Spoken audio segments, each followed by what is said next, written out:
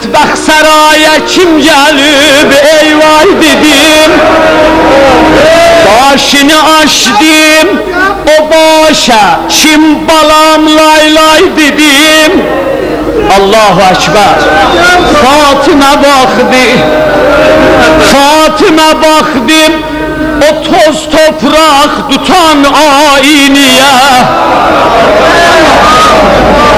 Fatıma baktım o toz toprak tutan ayiniye. Yaralı başı yapıştırdı yaralı sineye. Yaralı başı. 3 tane mersiyem var burada, iltiması da. Yaralı başım yapıştırdı yaralı sineye. Çeşmeyim eşki daşıp coştu Betul Ətərin.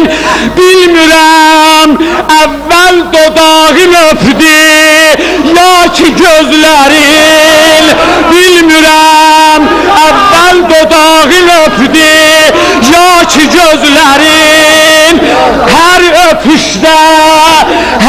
öpüşdə kəlməsi dildə olubdur. Ah! Bozuyub müjganivi bir yolla ön Zehra'ya bak. Bozuyub müjganivi bir yolla ön Zehra'ya bak.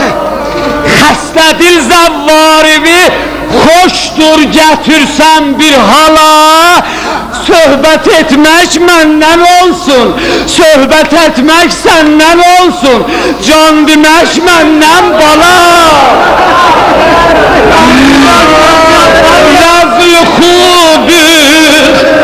Rəzli xudur, mizibani şənivi çox kəm tutub. Bilmir mətbəxdə kim başını açıb matəm tutub. Sözə bax, suzişim var, şəmilər misli əsir şivənə. Qeymət verin bu beytə. Suzişim var, şəmilər misli əsir şivənə. Ay, külə aludə olmuş kimiya, xibrəm mənə. Ay, külə aludə olmuş kimiya, kuli nə bilir? Ay, külə aludə olmuş kimiya, xibrəm mənə. Kərbala dəşdində qanlı peykərindən öpüşəm. Həncərindən, barmağından, əllərindən öpüşəm.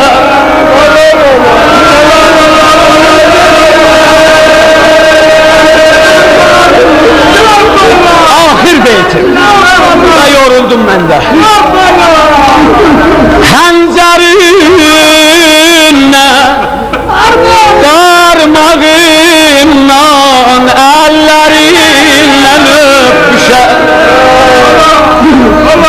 Fatıma doymaz, Fatıma doymaz, nə qədri qoysa səndən ləbləbə. Fatıma doymaz, nə qədri qoysa səndən ləbləbə. Bir öpüşdə kaş ola qismət bu ləbdən Zeynəbə. Bir öpüşdə kaş ola qismət bu ləbdən Zeynəbə.